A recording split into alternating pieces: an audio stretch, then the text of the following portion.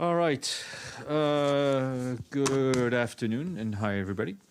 We'll start off, obviously, with Ukraine. Our humanitarian colleagues are warning that the ongoing hostilities are exposing civilians in Ukraine to immense harm. People in conflict areas urgently need food, water, shelter, and household items, especially those who are trapped in cities experiencing active hostilities. Trauma and surgical supplies, essential medicine, backup generators, and fuel for healthcare facilities are also required. To scale up humanitarian operations, we need safe, unimpeded, and sustained access to all conflict-affected areas. Our colleagues at UNHCR warn that more than 1.7 million Ukrainians have now crossed international borders. According to the UN Human Rights Office, between 24th of February and March 6th, at the end of the day, 1,207 civilian casualties were recorded, which includes 406 people killed. But the office notes that it's difficult to verify the actual number of deaths and injuries. WHO, for its part, says that since 24 February, there have been 9 attacks affecting health facilities, healthcare workers, and ambulances. And the World Food Programme said they're establishing food supplies for Kiev and other conflict hotspots. Distribution of bread in Kharkiv has started with the delivery of about 10,000 loaves produced at a bakery contracted by the World Food Programme, the first of an expected 30,000 loaves per day. The UN Children's Fund, for its part, said the first batch of UNICEF humanitarian supplies have arrived this weekend in Lviv.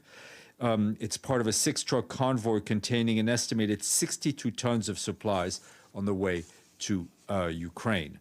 The supplies include personal protective equipment to protect health workers from COVID, as well as desperately needed medical supplies.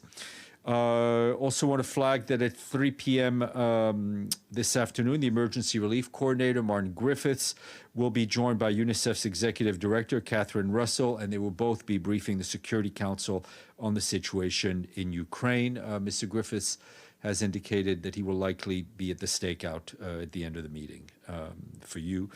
Also want to flag that, as agreed in a phone call between the Secretary General and the Minister of Defense of the Russian Federation, Sergei Shoigu, a team from the UN Office of the Coordination of Humanitarian Affairs has arrived in Moscow in cooperation with our colleagues at the UN Information Center and the UN Department of Safety and Security.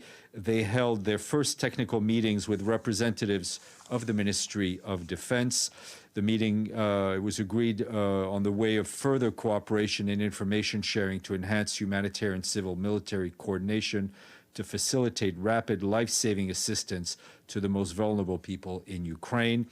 And you will have seen that on Saturday, the UN Crisis Coordinator, Amin Awad, announced his arrival in Lviv, and also that the Secretary General spoke to the Foreign Minister of Ukraine also over the weekend about the need for safe passage for people to be able to leave conflict areas.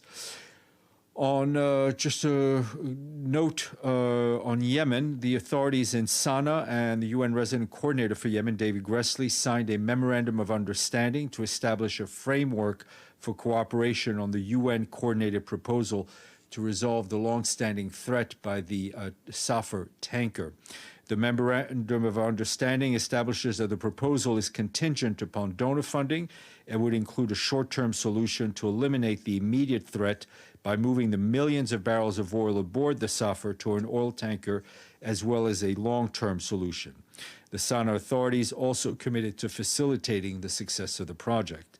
In another positive step, the Kingdom of the Netherlands ambassador to Yemen joined the UN mission to Hodeida city and the Ras Issa terminal, just near the anchor point for the Safar tanker, to discuss the proposal with local authorities. The Netherlands is an important stakeholder in this UN-coordinated proposal. David Gressley said the UN is finalizing an operational plan for moving ahead with the proposal. The plan will be shared with all interested member states, whose support will be crucial to realizing the project. The mission confirmed that the risk of imminent catastrophe is very real indeed, as we've been saying here for quite some time. Meanwhile, on the political end, the Special Coordinator for Yemen, Hans Grunberg, started a series of consultations today in Amman, bilateral meetings with leaders from the General People's Congress Party and the delegation from ISLA, the Yemeni Socialist Party, as well as the Nasserist Union's People's Organization, will take place in the first week. Over 100 Yemeni men and women from political parties, the security and economic sectors, and civil society will be consulted over the next few weeks in Jordan and in Yemen. And we have some sad news to report from Mali. This morning, 2 peacekeepers died and 4 others were injured or wounded when their convoy hit an improvised explosive device north of Mopti. And all of these peacekeepers were from Egypt. The convoy was on its way to Timbuktu. We join with the head of the UN mission, El Ghassim, to, of course, condemn this attack and offer our deepest condolences to the families of the victims, and we wish a speedy recovery to those injured. We also recall that attacks targeting UN peacekeepers may constitute war crimes under international law. We call on Malian authorities to spare no effort to identify the perpetrators of these attacks so they can quickly be brought to justice. This new attack is yet another reminder of the urgent need to continue and strengthen efforts to stabilize the center of Mali. Turning to Libya, the special advisor on Libya, Stéphane Williams, is following with concern reports of closure of oil fields and suspension of some civilian flights. She said that freedom of movement around the country is a basic right and that all civilian flights should be resumed. In a tweet, Ms. Williams said that blocking oil production deprives all Libyans from their major source of revenues. The oil blockade should be lifted, she said. This morning, back here, the Security Council held an open meeting on South Sudan. Briefing council members in person was Nicholas Haysom, and who's the head of the mission there, as you know. He said that on February 22nd marked the 2-year anniversary of the formation of the revitalized government of national unity. While the UN mission stands ready to support the electoral process, the government has not yet pronounced on our mission's role, nor on the time frame for the elections, he said. He cautioned that peace dividends remain elusive and nowhere is more clearly reflected than the frustration of marginalized youth, many of whom have joined tribal militias.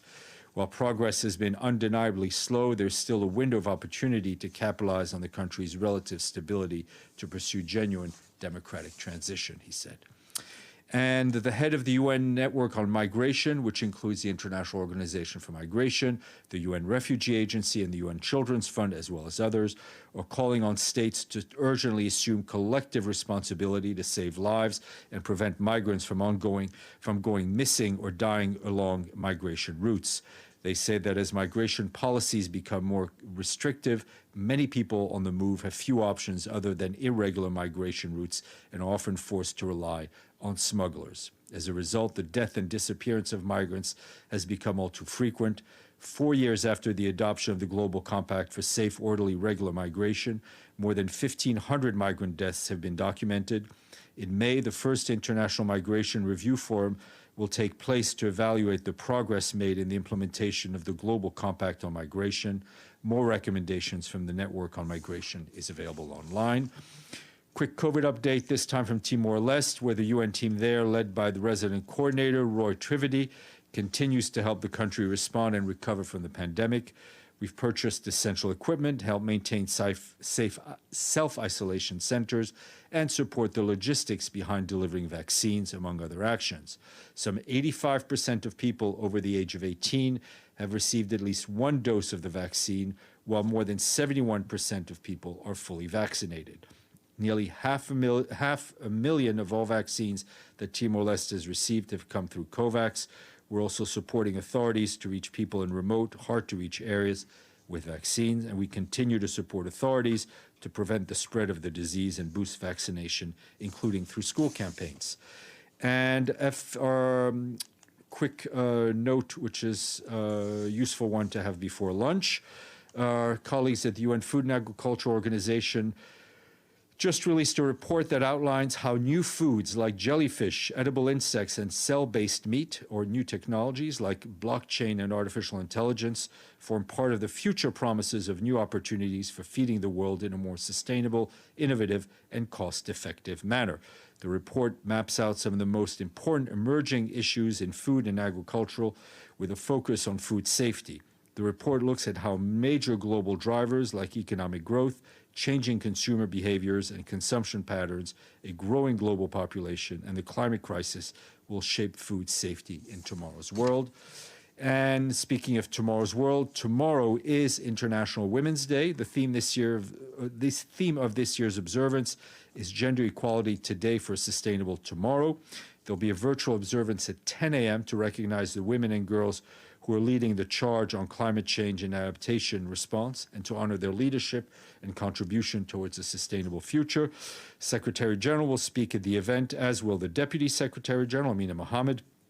Special guests will include Messengers of Peace, Jane Goodall and Maria Reyes, the climate justice activists with the organization called Fridays for Future. There'll also be a performance by Angelica Hale and Broadway singers. All of this will be on UN TV. And ending up on a positive note, our friends in Belgrade have sent us some money, which means that Serbia has fully paid up. They are the 68th member state to do so. Ms. Letter. Thank you, Steph. A couple of questions. First of all, we note what the Secretary General has been trying to do on humanitarian operations. Does the Secretary General have any comment on the Russian announcement that the humanitarian corridors that it has agreed on would only go to Russia and to Belarus? Well, I think it's important that people be able to go where they choose and where it's safe. And it's assuming that most people would want to go stay in their country or go into that direction. Secondly, the French foreign minister has called that Russian announcement a trap. Is the Secretary General going to take this issue up through the team that it now has in Moscow? Well, the team that we have in Moscow is there to help work on deconfliction and to ensure that civilians are able to leave in a safe and protective manner. And that doesn't quite answer my question. Is this an issue that the Secretary I think this is an issue that obviously will be looked at. In general terms, I'm not talking about the team that's there. Philippe. Thank you, Stéphane. How many people in this team? It's a handful of people. It's a small team. And a question on the tanker and Yemen. Can you share the MOU? Can you give us a little more details, a calendar, for example? Well, I can kind of share with you what the next steps are, which is now that we have this agreement that was signed with the Houthis, we will work on an operational plan to basically the mechanical steps that will have to be taken. And then the biggest and most important step will be the funding that we will need, which will be determined by the operational plan. The other thing is, obviously, we're going to work on this as quickly as possible. I mean, we're fully aware of the urgency of the matter, but it will also require putting bids out on the open market for facilities and tools that the UN doesn't keep. But we are working on every step as quickly as possible. So it would be a few months more. I can't tell you because there are a lot of factors that are outside of our own hands, notably the commercial market And the other one, the very important one, is the ability of donors to fund the project quickly. Okay, and last question on Mali. Are you concerned that more and more countries decide to leave MINUSMA? We have the Sweden, who decided not to extend their presence. We have the Denmark, who decided not to send an helicopter to keep it for Ukraine and NATO. Look,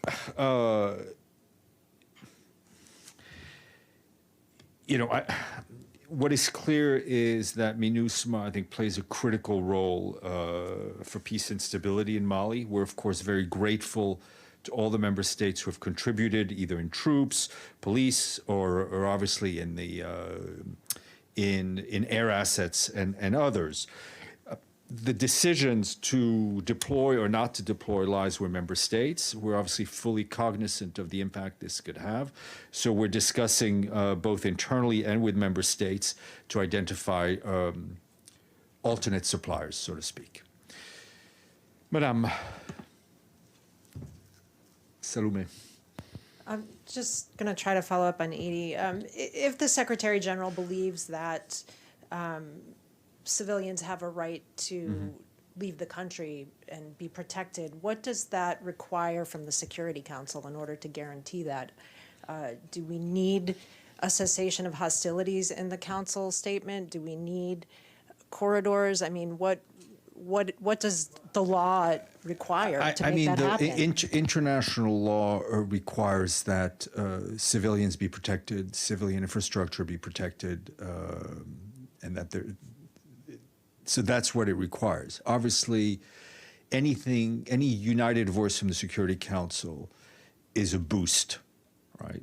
But it's clear that people on the ground are not waiting for the Security Council to speak. They are, to put it colloquially, voting with their feet, right? And people are escaping combat zones. So we need to ensure that those people who are leaving, who are trapped in the fighting, who are leaving, seeking safer shelter, are protected. And that requires cooperation from the Russian Federation. It requires cooperation from the Ukrainian authorities, and that's why we're in touch with both of them. Edward, and then we'll go Pam. Hi, Stéphane. Just like you said, the UN team has already meeting with the Russian Defense Department. We know that a couple of days ago they announced the Mariupol humanitarian corridors failed. That's for the second time. Do you have any information on that? And what would be the UN's role in those humanitarian corridors? At this point, we did not have a role in the humanitarian corridors over the weekend, nor in establishing the ones that were announced today. Are you going to seeking any roles? Well, we are in touch with all the authorities. Our primary goal right now is to ensure that people can leave safely and are protected. And the second question is, we know that this weekend the SG also talked to the Foreign Minister of Ukraine, Kuleba, about the humanitarian situation. But when he met with the Secretary of the Secretary of the United States, Blinken, he said, "Provide us necessary weapons, and the price will be lower. This will save many lives in Ukraine." I just want to know how to lower the price and save many lives while asking for weapons. Yeah. Sorry, I don't understand. I mean, the Foreign Minister of Ukraine said, "Provide us necessary weapon, and the price will be lower. This will save many lives in Ukraine," and he said, and many others, like many kids will be born. So I just don't feel the connection. Do you have it's any not for comments me on this? to analyze what the Foreign Minister of Ukraine said to U.S. Secretary of State. I think if you're trying to get insights on what he meant, I would ask the Ukrainian mission, but that's not for me to comment. All right, and the last question is actually a follow-up from my question on Friday. Because we know there's sanctions commercially, financially, culturally there.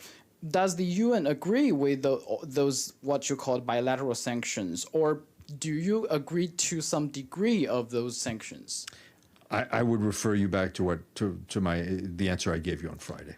And the other thing is, do you worry about the escalation because of those sanctions? Because obviously, we worry about escalation, full stop, right? And we would like to see de-escalation, full stop. Speaking of full stop, Pamela, All right, so if you take off your mask, that's hard for me to hear. Sorry, especially since it was fogging up my glass. Big picture, small, narrow. Yeah. Oh, I thought it was on. Okay, thank you. Big picture. The Secretary General was speaking with quite a few world leaders at the beginning of the crisis, trying to get a sense, trying to emphasize the de-escalation need. Has he stopped doing that, or is there still some interest in speaking with the? He's continued to have political contacts at different levels, also with a lot of permanent representatives here, in order to try to find a way forward to. And would that be including Russia and Ukraine? Obviously, it's important to speak to all those people most directly involved. And you don't have a list of who No. we can. Okay. Number two is just on the refugee, the Filippo Grandi, the High Commissioner, and everyone's been putting out. This is the large, it's now up to 1.7 million refugees that have fled Ukraine. This is the largest refugee crisis in Europe since World War II? That's what Filippo Grandi said, I think. Okay, because some people are saying ever since World War II, but it's the most, it's in Europe, right? Since Yeah, I mean, we've seen mass movements of men and women, children in many other places. Situations, and I right. think the generosity shown to those Ukrainian refugees and third country nationals crossing the border. It's also important to remember that refugees everywhere should be shown that same amount of solidarity and kindness. And how has the launch been? Has it been fully funded? No. Okay. Do you know what point? No, we're still, I think the message to donors is thank you very, very much for the pledge. Please send cash. Okay. Because we are ramping up operations and we need money and we need it quickly Does that include to start Bitcoin? to move. I think we'll take whatever works, All whatever right, pays the bills. Final one is Yep. just on, you mentioned on the Mali peacekeepers killed on their way to Timbuktu. Was there a mission at Timbuktu? Was They it were UNESCO? escorting a logistics convoy, as I understand it. For and in Timbuktu for UNESCO or for? No. It's part of their routine peacekeeping Okay. operations. All yeah. right, thank you. Stefano. Thank you, Stéphane. About this small team of UN in Moscow, do they have special instruction how to call this a special military operation or war when they are in contact with their instructions is to work on deconfliction and ensuring the safety of humanitarian convoys, and I mean that's the focus. No, but I understand. But because there is a law now in Russia that if you call this, they will use whatever words they find appropriate to use. So, but in an official communication between the UN and the Russian authorities, they are having numerous conversations over the phone and in person, and I'm sure they're using exactly the right language to convey the severity and the danger of the situation. Gregory? Thank you very much. 1 second, please. Go ahead, Gregory. Thank you very much, Stéphane. There is a report that tracked draw into the gates of Russian embassy in Ireland. Does the UN, especially Secretary General, have some messages about to the host countries about their own international obligations to providing security of diplomatic missions? Thank you. It's a standard position that we have is that the Vienna Conventions need to be respected, and we know that host countries everywhere are doing whatever they can to do that. Fatih, and then Alan. Thank you, Steph. How does Secretary General describe the situation in Ukraine? War or limited military operation? I would refer. He has used all sorts of different words. He's spoken publicly. I would refer you to what he said. Alan. Thanks so much, Stéphane. I have two questions, please. The first one is the follow-up on the humanitarian corridors.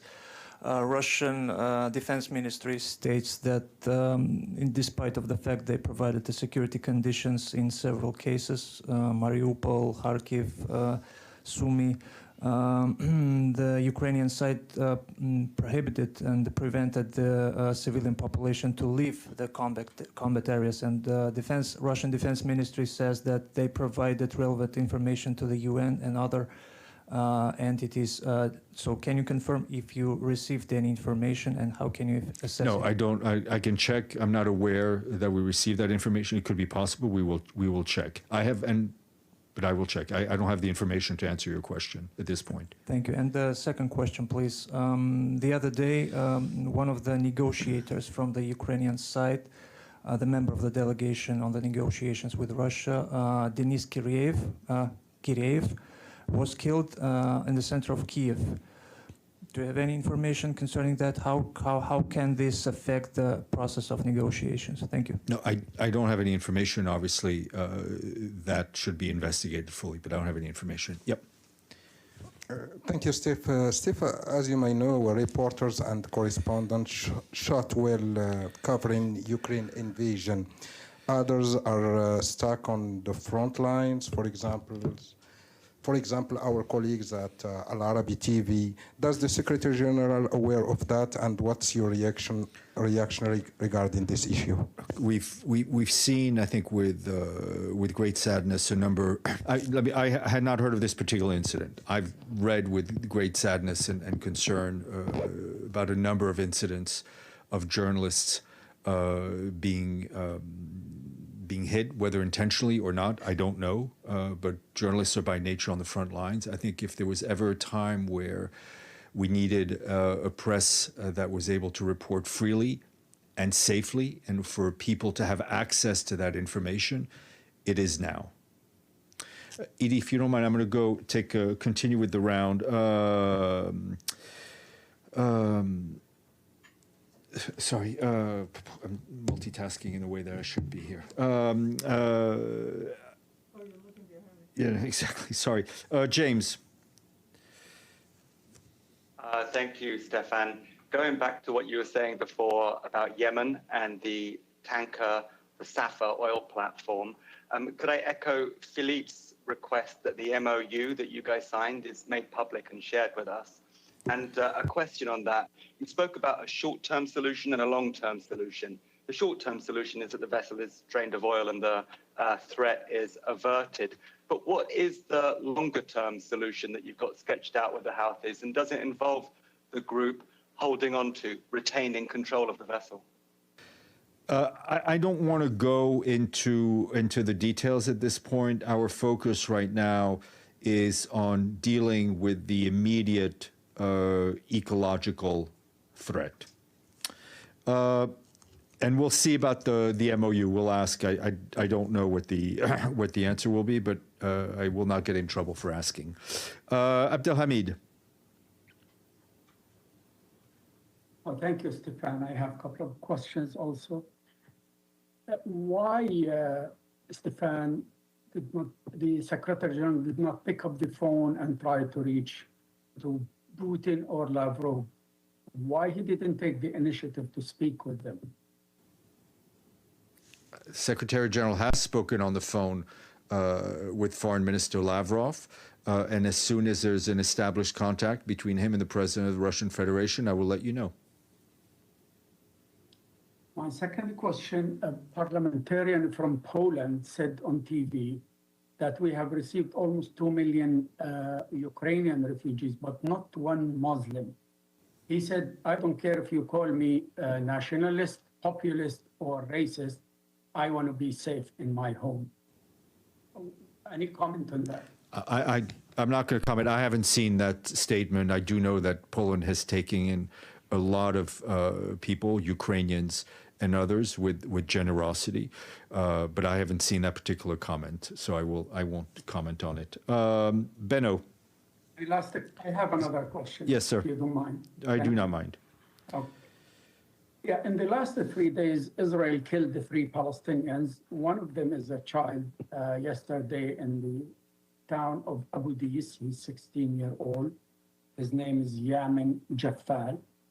Many Palestinians and analysts, including Israelis, say that Israel is taking advantage of world attention focused on Ukraine, and they are committing more atrocities against the Palestinians. Do you have any comment on that? We could, we are an organization that's able to focus on more than one situation at a time.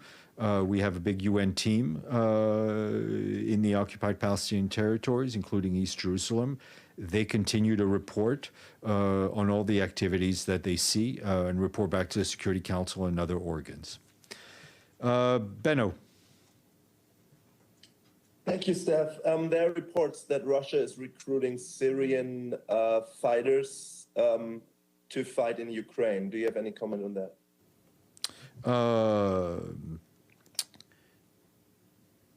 I mean, I've seen the press reports. Obviously, I think what this conflict doesn't need is more people coming to the outside. I mean, our focus is on the humanitarian end. I have no way of confirming or confirming or not confirming that report. And I just wanted to add, just on a different issue, that on the issue of phone calls, and to kind of underscore the point that I was making to Abdelhamid, that the Secretary General this morning spoke with Prime Minister Abiy of Ethiopia, and that they discussed the humanitarian access to conflict areas, affected areas in Ethiopia, and the political dialogue. If I have more, I will share that with you. Edie. Thank you, Steph. Yes, if you could get us some more on that phone call with Prime Minister Abiy, because there's obviously not been any big opening. Actually, I had two follow-ups on the Safer tanker. First, you mentioned the importance of the Netherlands. Why are they so important? And in terms of money, what kind of money are we talking about? Hundreds of millions? More? Again, we don't have the exact figure because we're trying to operationalize the needs, and also the market, the going market rate to find the staff and the technology and the vessel to be able to transfer it depends on what the market is rate at that time. When I gather, it's less. It's not hundreds of millions of dollars. It's a lot of money, but it's not that much. I mean, not as much as hundreds of millions of dollars. The Netherlands, they have taken a very important role and leadership on part of the donors, which we very much appreciate. And my understanding, I mean, what I do know of the Netherlands as well is they have a high level of capacity and technology in terms of all things maritime and salvage, and we appreciate their knowledge. Speaking of appreciating their knowledge, Paulina. Thank you all. See you tomorrow.